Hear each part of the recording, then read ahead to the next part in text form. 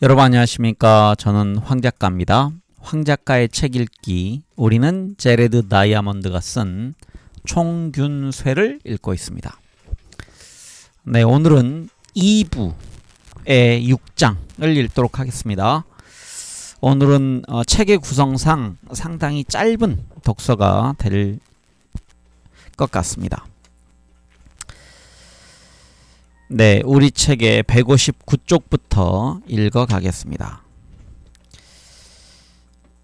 2부 6장이고요. 제목은 식량 생산민과 수렵 채집민의 경쟁력 차이라고 되어 있습니다. 20세기까지도 수렵 채집민으로 남아있었던 몇몇 민족들은 사막이나 북극 지방 등 식량 생산에 부적합한 지역에 국한되어 살게 된 결과 식량 생산자들에 의해 정복되는 운명을 피할 수 있었다. 그러나 그들도 결국은 문명의 유혹에 굴복하고 말 것이다. 네, 소제목입니다. 왜 수렵 채집민들은 식량 생산을 시작했을까? 지상의 모든 사람들이 수렵 채집민이었을 때가 있었다. 그런데 왜 식량 생산을 시작하게 되었을까?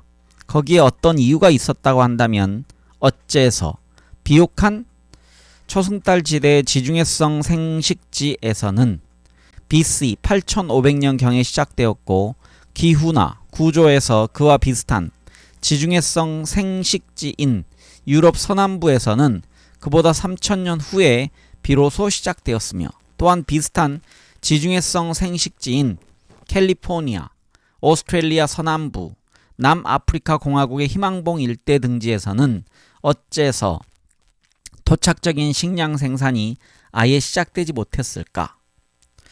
그리고 비옥한 초승달 지대의 사람들은 어째서 BC 18500년경이나 28500년경에 일찌감치 식량 생산자가 되지 않고 BC 8500년경까지 기다렸을까? 현대 시각으로 바라본다면 그 같은 질문들은 일견 어리석은 질문처럼 보인다. 수렵 채집민 생활에 따르는 다시 읽겠습니다.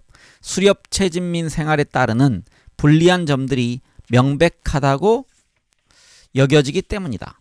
과학자들은 수렵 채집민의 생활을 설명할 때 흔히 고달프고 야만스럽고 짧은 삶이라는 토마스 홉스의 구절을 인용한다. 수렵 채집민들은 고되게 일하고 날마다 먹거리를 장만해야 하는 일에 쫓기고 걸핏하면 굶어 죽을 위기에 처하고 부드러운 잠자리나 적당한 옷가지와 같은 기본적인 물질적 안락조차 누리지 못하고 또 일찍 죽음을 맞이했다고 생각된다. 그러나 오늘날 식량 생산이 원거리 농업 관련 산업을 통하여 곧 육체노동 감소, 안락 증대, 굶주림으로부터의 자유, 평균 수명 증가 등을 의미한다고 생각하는 것은 사실상 자기는 직접 먹거리를 기르지 않으면서도 풍요롭게 살고 있는 제1세계의 사람들 뿐이다. 전 세계에서 실제 식량 생산자의 대다수를 차지하고 있는 대부분의 농경민이나 목축민들은 수렵 채집민들보다 더 잘 산다고 말하기 어렵다. 시간의 효율성에 대한 연구들을 보더라도 하루 중 노동시간이 수렵 채집민들보다 오히려 길면 길었지 짧지는 않다. 고고학자들이 밝혀낸 바에 따르면 많은 지역에서 최초의 농경민들이 수렵 채집민을 교체했지만 그들은 수렵 채집민보다 체격도 작고 영양 상태도 좋지 않았으며 심각한 질병을 더 많이 앓았고 평균적으로 더 젊은 나이에 죽었다.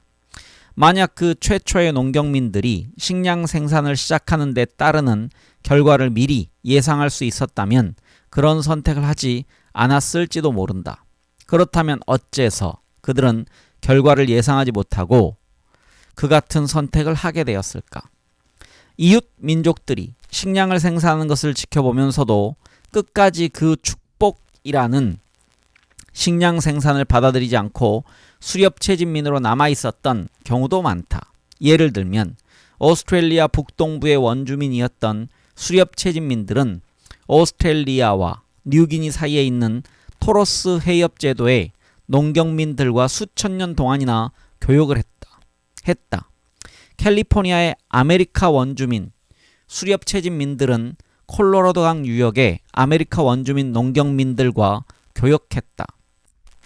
또 남아프리카 공화국에서 피시강 서쪽의 코이족 목축민들은 피시강 동쪽의 반투족 농민들과 교역하면서도 스스로 농경을 시작하지는 않았다. 어째서일까? 농경민들과 접촉한 일부 수렵 채집민들은 결국 농경민이 되긴 했지만 그나마도 우리가 보기에는 터무니없이 오랫동안 지체한 뒤에야 비로소 농경을 시작했다. 예를 들어 독일 북부 해안의 여러 민족은 독일 대륙에서 신형 토기 문화를 일으킨 민족들이 불과 200km 밖에 안 되는 곳까지 식량 생산을 도입해 왔는데도 그로부터 1300년이 지나서야 비로소 식량 생산을 시작했다.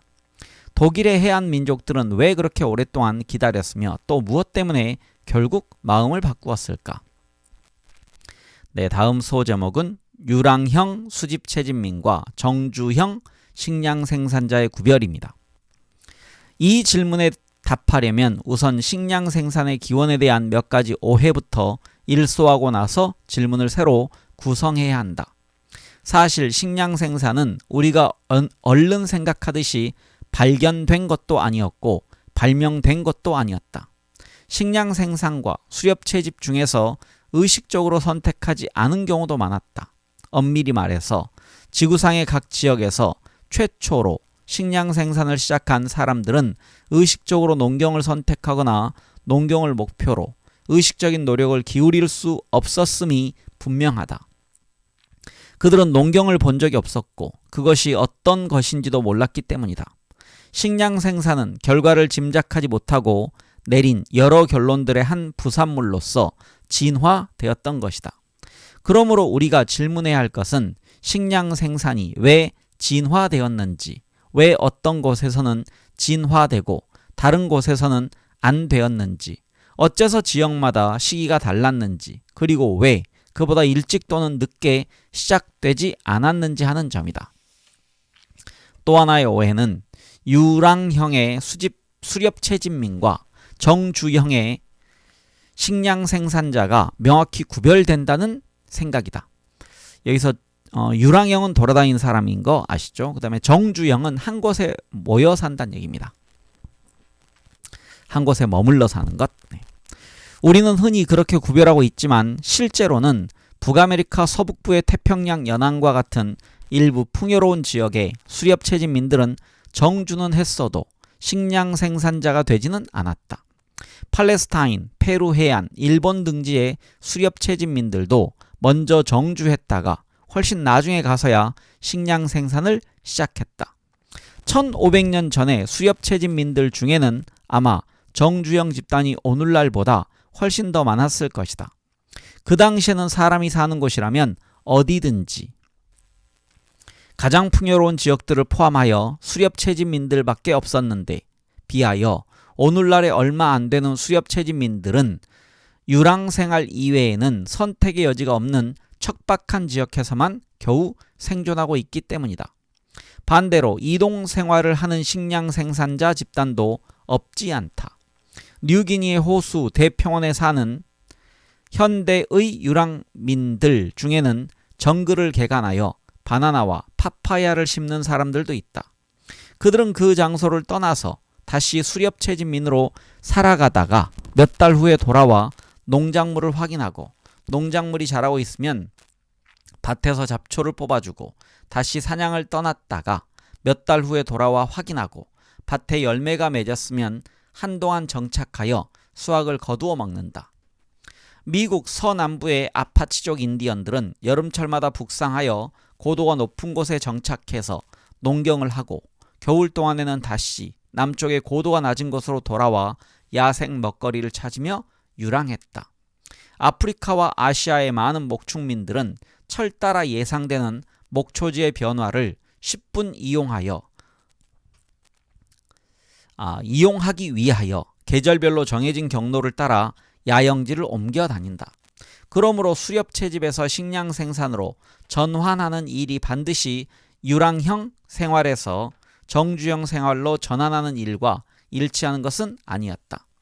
현실에서 잘 통하지 않는 또 하나의 이분법은 적극적으로 토지를 관리하는 식량 생산자들과 단순히 토지의 야생 산물을 거두기만 하는 수렵 채집민으로 구분하는 것이다. 그러나 실제로는 일부 수렵 채집민은 철저히 토지를 관리하고 있다.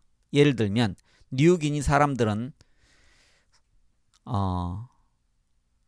지금 여기 사고야자로 돼 있는데요. 이게 사고야자가 맞는지 제가 아는 걸로는 사과야자가 맞을 것 같은데 그냥 책대로 읽겠습니다. 이게 제가 모르는 그런 종류의 열매가 있는지 몰라서요. 예를 들면 뉴기니 사람들은 사고야자나 마운틴 판타누스 따위를 작물화 하진 않았지만 이 같은 야생 식용식물의 생산량을 늘리기 위해 그 주변에서 경쟁자가 되는 다른 나무들을 없애고 사고야자가 자라는 늪지대의 수로를 청소하고 다 자란 사고야자를 잘라내어 새싹이 잘 자라게 한다. 아마 사고야자가 맞는 것 같네요. 왜냐하면 3번이나 반복적으로 쓰는 거 보니 제가 모르는 어떤 야자가 있나 봅니다. 네, 우리나라도 있죠. 야자 시간이라고 있었습니다. 네. 판타누스는요. 판타누스 속의 열대 교목, 섬유로는 돗자리 등을 엮음이라고 되어 있습니다. 우리나라에 아마 없는 것들 2가지가 소개된 것 같습니다.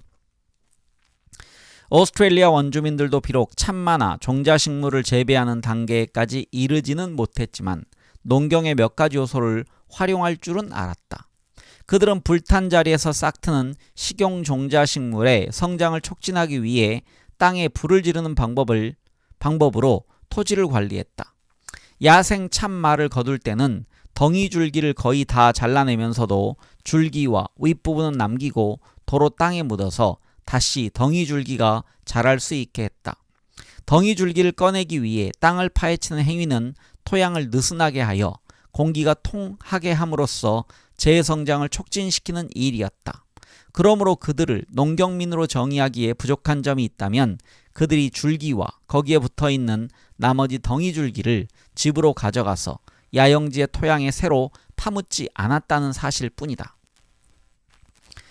네, 다음 소제목은 생활 방식의 상대적 가치에 따른 먹거리 선호 순위입니다. 식량 생산은 그와 같이 수렵 채집민들이 이미 실행하고 있던 전 단계부터 서서히 발전했다.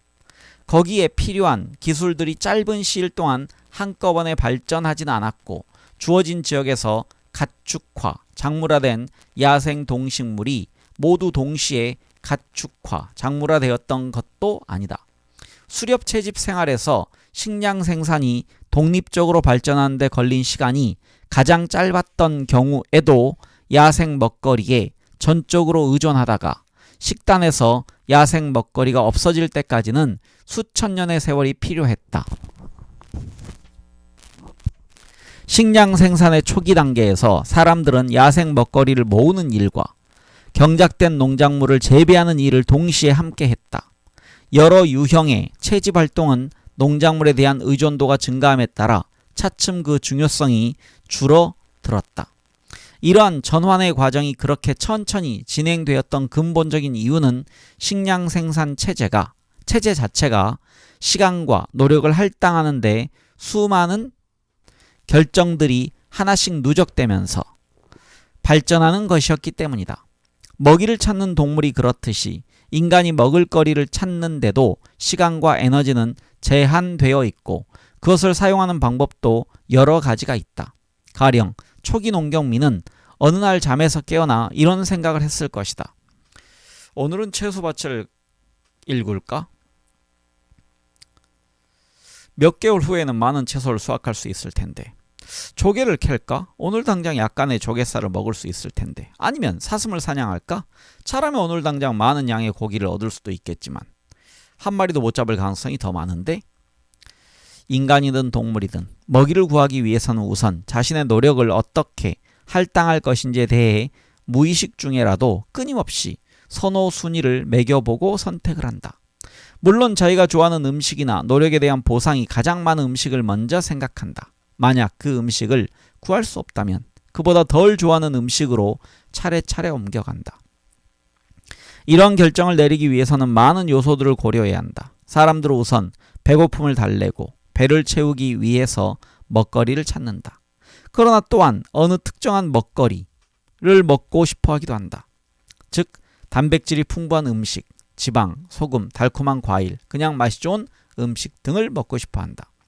다른 요소들이 모두 동등하다면 가장 적은 시간에 가장 적은 노력으로 가장 확실하게 가장 많은 보상을 얻을 수 있는 방법으로 먹거리를 찾음으로써 열량, 단백질, 기타 특정한 범주에 속하는 먹거리의 양을 극대화시키려고 한다. 그와 동시에 끼니를 거르게 될 위험은 극소화시키려고 노력한다. 단위 시간당 평균 보상률은 높지만 굶어 죽을 가능성도 많아서 변동이 심한 생활 방식도 양은 많지 않더라도 안정적인 보상 쪽이 더 바람직하다. 거의 11,000년 전에 시작되었던 최초의 채소밭은 야생 먹거리를 구할 수 없을 경우에 대비하여 안정적인 먹거리 공급처를 확보해두는 일종의 보험과 같은 기능을 했다는 주장도 있다. 한편 사냥꾼들은 자기 위신을 고려하여 행동하는 경향이 있다. 예를 들자면 구차스럽게 날마다 착실히 견과류를 모아서 매달 기린 2마리 무게의 먹거리를 집으로 가져오는 것보다는 차라리 날마다 기린 사냥을 나가서 매달 1마리씩의 기린을 잡아오고 그 대신 위대한 사냥꾼의 지위를 얻는 편을 택하는 것이다. 그리고 사람들은 일견 자기적으로 보이는 문화적 기호에 따라 행동하기도 한다. 가령 물고기는 진미로 간주할 수도 있고 금기시할 수도 있다는 것이다. 마지막으로 오늘날에도 볼 수 있듯이 음식의 선호 순위는 사람들이 각각의 생활 방식에 부여하는 상대적 가치에 따라서도 크게 좌우된다. 19세기 미국 서부에서 소를 기르는 사람, 양을 기르는 사람, 농사를 짓는 사람이 모두 서로를 멸시했다. 마찬가지로 인류 역사를 통틀어 농경민들은 언제나 수렵채집민들을 원시적이라는 이유로 경멸했고 수렵채집민들은 농경민들을 무지하다면서 경멸했으며 목축민들은 둘 다 경멸했다. 개인이 먹거리를 어떻게 얻을 것인지를 선택하려고 할 때마다 그 같은 요소들이 작용하는 것이다. 네, 다음 소제목은 점진적으로 전파된 식량 생산 체계입니다. 앞에서 지적했듯이 각 대륙에서 최초의 농경민은 근처에서 다른 농경민을 관찰할 수 없었으므로 의식적으로 농경을 선택하지는 못했을 것이다. 그러나 대륙의 어느 한 지역에서 일단 식량 생산이 시작된 후에는 이웃한 수렵채집민들이 그 결과를 보면서 의식적인 선택을 할 수 있었다. 어떤 경우에는 수렵채집민들이 이웃의 식량 생산 체계 전부를 그대로 받아들였고 어떤 경우에는 그 중에서 몇 가지 요소만을 골라서 받아들였다. 또 어떤 경우에는 식량 생산을 전적으로 거부하고 수렵채집민으로서만 남아있었다. 예를 들자면 BC 6000년경까지 유럽 동남부 여러 지역의 수렵채집민들은 서남아시아의 곡류, 콩류, 가축 등을 동시에 신속하게 받아들였다. 그 세 가지는 BC 5000년 이전에 몇 세기에 걸쳐 유럽 중부에서도 빠르게 전파되었다. 유럽 동남부와 중부에서 식량 생산의 도입이 그렇게 신속하고 일괄적이었던 까닭은 그 지역의 수렵채집민 생활이 비교적 생산성이 낮아서 경쟁력이 적었기 때문이었는지도 모른다. 그와 대조적으로 프랑스 남부, 스페인, 이탈리아와 같은 유럽 서남부에서는 식량 생산이 서서히 도입되었다. 양이 먼저 들어오고 곡류는 나중에 들어왔다. 아시아 본토의 집약적인 식량 생산이 일본에 도입된 속도도 매우 느리고 점진적이었다. 아마 일본의 수렵채집민 생활이 주로 해산물에 바탕을 두고 있었으며 그곳의 토종 식물들도 생산성이 높았기 때문이었을 것이다. 그렇게 수렵채집 생활에서 식량 생산 생활로 전환되는 과정이 점진적일 때가 있듯이 식량 생산의 어느 한 체계에서 다른 체계로 전환되는 과정도 점진적일 때가 있다. 미국 동부의 인디언들은 BC 2500년경까지 그 지역의 식물들을 작물화했지만 그 당시 옥수수, 호박, 누에콩 등의 3대 작물을 중심으로 더 생산적인 작물 체계를 발전시켰던 멕시코 인디언들과도 교역 관계를 맺고 있었다. 미국 동부의 인디언들은 점진적으로 멕시코의 농작물을 받아들였고 자기 지역에서 작물화된 여러 가지 농작물을 포기하는 경우도 많았다. 호박은 독립적으로 작물화되었고 옥수수는 AD 200년경에 멕시코에 도착했지만 AD 900년경에 이르기까지는 그리 중요하지 않은 농작물이었다. 누에콩은 옥수수보다 한두 세기쯤 늦게 도착했다. 심지어는 아예 식량 생산 체계를 버리고 수렵 채집으로 전환하는 경우도 있었다.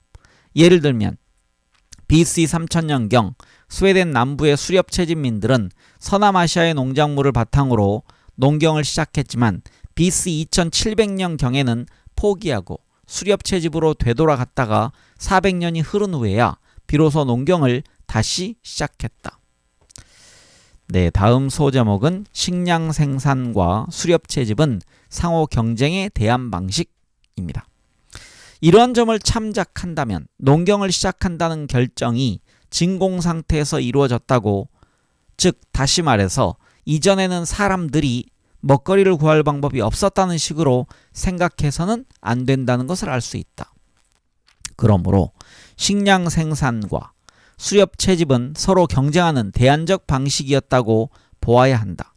그와 함께 수렵 채집에 어떤 농작물이나 가축을 추가하는 형태의 혼합경제도 위의 두 가지 순수 경제와 경쟁했고 혼합경제끼리도 식량 생산의 비율이 높으냐 낮으냐에 따라 서로 경쟁하는 관계였다. 그러나 지난 1000년 동안 나타난 지배적인 결과는 대체로 수렵 채집에서 식량 생산으로의 전환이었다. 따라서 이런 의문이 생긴다. 수렵 채집보다 식량 생산의 경쟁력이 더 커지게 만든 요인들은 무엇이었을까? 이 의문에 대해서는 고고학자와 인류학자들 사이에서 논란이 계속되고 있다. 아직도 매듭짓지 못한 한 가지 이유는 세계의 각 지역에서 결정적으로 작용했던 요인들이 각기 달랐을 수도 있기 때문이다. 또 한 가지 이유는 식량 생산의 발원에 얽힌 원인과 결과를 구분하는 문제 때문이었다. 그러나 주요 요인은 대략 5가지로 추려낼 수 있는데 학자들 사이의 논쟁은 주로 그것들의 상대적인 중요성을 놓고 벌어진다. 한 가지 요인은 야생 먹거리가 감소한 것이다. 지난 13,000년 사이에 수렵 채집민의 생활에 대한 보상이 점점 줄어들었다. 그들이 생계를 의존하던 자원, 특히 동물 자원들이 적어지거나 아예 사라졌기 때문이다. 제1장에서 보았듯이 기후변화 때문이었든 인간 사냥꾼들의 기술과 수요가 증가했기 때문이었든 간에 어쨌든 남북 아메리카에서는 홍적세 말기에 대형 포유류가 대부분 멸종했고 유라시아와 아프리카에서도 일부가 멸종했다. 과연 동물들의 멸종이 오랜 시간이 흐른 뒤에 고대 아메리카 인디언, 유라시아인, 아프리카인들로 하여금 식량 생산을 하게 만들었는지에 대해서는 논란이 있을 수 있지만 그보다 최근에 많은 섬에서 일어난 일들에 대해서는 의문의 여지가 없다. 최초의 폴리네시아 정착민들은 뉴질랜드에서 모아새를 멸종시키고 바다 표범의 수를 격감시켰으며 그 밖에도 폴리네시아의 여러 섬에서 바다새나 육지새들을 멸종 또는 격감시켰고 그제야 비로소 식량 생산을 강화하기 시작했다. AD 500년경 이스터 섬에 이주한 폴리네시아인들은 그때 이미 닭을 들여왔다. 그러나 닭이 주요 식량이 된 것은 야생 조류와 돌고래를 잡아먹기가 쉽지 않게 된 후였다. 마찬가지로 비옥한 초승달 지대에서도 동물의 가축화를 야기한 한 요인으로 그 지역의 수렵 채집민에게 주요한 육류 공급원이었던 야생 가젤의 수요가 감소했다는 점을 든다. 두 번째 요인은 야생 동물이 감소하면서 수렵 채집 생활의 보상이 줄어들었던 것과는 반대로 작물화할 수 있는 야생 식물이 증가하면서 식물의 작물화에 따르는 보상이 많아졌다는 점이다. 비옥한 초승달 지대에서는 홍적세 말기에 기후변화로 야생 곡류의 생산지가 크게 확대되어 짧은 시간 동안 막대한 양의 수확을 거둘 수 있게 되었다. 이렇게 야생 곡류를 수확한 일은 곧 비옥한 초승달 지대의 최초의 농작물인 밀, 보리 등 곡류를 작물화하는 일의 전 단계에 해당했다. 수렵 채집이 불리해지도록 균형을 무너뜨린 또 한 가지 요인은 야생 먹거리를 채집하거나 가공, 저장하는 등 식량 생산에 필요한 각종 기술의 계속된 발전이었다. 설령 수많은 밀줄기에 밀알이 주렁주렁 달려 있더라도 그것을 베고 껍질을 벗기고 저장하는 방법을 모른다면 무슨 소용이 있겠는가? BC 11,000년 이후 비옥한 초승달 지대에서는 식량을 생산하기 위해 필수적인 방법, 도구, 시설 등이 그렇게 신속하게 나타났다. 그 모든 것은 풍부해진 야생 곡류를 취급하게 되면서 새로 발명된 것들이었다. 그와 같은 발명품에는 나무나 뼈로 만든 손잡이에 부싯돌 날을 달아 야생 곡물을 베는 낫, 그 곡물을 집으로 가져갈 때 사용하는 바구니, 껍질을 벗길 때 쓰는 절구와 공이, 절구와 공이 또는 맷돌, 저장하는 동안 싹이 트지 않도록 곡물을 볶아 놓는 기술, 물이 새지 않도록 벽토를 바르기도 했던 지하 저장실 등이 있었다. 이 모든 기술에 대한 증거는 BC 11,000년 이후 비옥한 초승달 지대 수렵 채집민들의 유적지에서 많이 발견되고 있다. 그러한 기술들은 비록 야생 곡류를 이용하는 과정에서 발전했지만 농작물로서 곡류를 재배하는 일에도 꼭 필요한 선행 조건이었다. 이렇게 누적된 발전들은 곧 식물의 작물화로 나아가는 무의식적인 첫 단계이기도 했던 것이다. 네 번째 요인은 인구 밀도의 증가와 식량 생산의 발원 사이에 존재하는 상호적인 관계였다. 충분한 증거를 구할 수 있는 전 세계 모든 지역에서 고고학자들은 인구 밀도의 상승이 식량 생산의 등장과 관계를 맺고 있다는 증거를 발견하고 있다. 그렇다면 어느 것이 원인이었고 어느 것이 결과였을까? 이 문제에 대해서는 오랫동안 논쟁이 계속되고 있는데 이는 닭이 먼저냐 달걀이 먼저냐 하는 문제와 마찬가지다. 도대체 인구 밀도의 상승 때문에 사람들이 식량 생산을 시작할 수밖에 없었을까? 아니면 식량 생산 덕택에 인구 밀도가 상승할 수 있었을까? 대체로 이러한 인과관계의 사슬은 양방향으로 모두 작용한다고 생각하게 마련이다. 이미 논의한 바와 같이 식량 생산은 수렵 채집에 비하여 단위 면적당 더 많은 식품 열량을 얻게 하므로 결국 인구 밀도를 상승시키는 경향이 있다. 그러나 야생 먹거리를 모으고 가공하는 기술이 발전했기 때문에 어차피 인구 밀도는 홍적세 말기 동안에도 차츰 높아지고 있었다. 인구 밀도가 상승할수록 사람들은 점점 더 식량 생산을 선호하게 되었다. 식량 생산은 많은 인구를 먹여 살리는 데 필요한 먹거리를 제공해 주기 때문이었다. 다시 말해 식량 생산의 도입은 이른바 자가촉매작용, 즉 일단 시작된 후에는 스스로 촉매작용을 되풀이하여 점점 더 가속화된 현상이라는 것에 한 예가 된다. 인구 밀도가 차츰 증가하면서 사람들은 더 많은 먹거리를 구해야 했다. 어쩌다가 식량을 생산하는 쪽으로 나아간 사람들은 그 대가를 얻었다. 그리하여 사람들이 식량을 생산하고 정주하기 시작하자 산하 간격을 단축할 수 있었고, 그래서 더 많은 사람들이 생기면서 다시 더 많은 음식이 필요하게 되었다. 식량 생산과 인구 밀도 사이의 이러한 양방향 관계는 식량 생산이 단위 면적당 얻을 수 있는 식품 열량의 양을 증가시켰는데도 식량 생산자들은 자기들이 교체한 수렵 채집민들보다 또 오히려 영양 상태가 더 나빴다는 모순을 설명해 준다. 그 모순은 인구 밀도가 먹거리의 증가에 비하여 좀 더 빠르게 상승했기 때문에 생겼던 것이다. 네, 다음 소제목은 현재에 이르도록 수렵채집민으로 남아있는 부족입니다. 이상의 네 가지 요인을 종합해보면 비옥한 초승달지대에서 식량 생산이 어째서 BC 18,500년이나 BC 28,500년이 아니라 BC 8,500년경에 시작되었는지를 이해할 수 있다. 앞에 두 시기에는 아직 수렵채집 쪽이 초기 단계 식량 생산보다 훨씬 더 보상이 컸던 것이다. 왜냐하면 그때까지의 야생 포유류는 풍부했던 것에 비해 야생 곡류는 풍부하지 않았기 때문이다.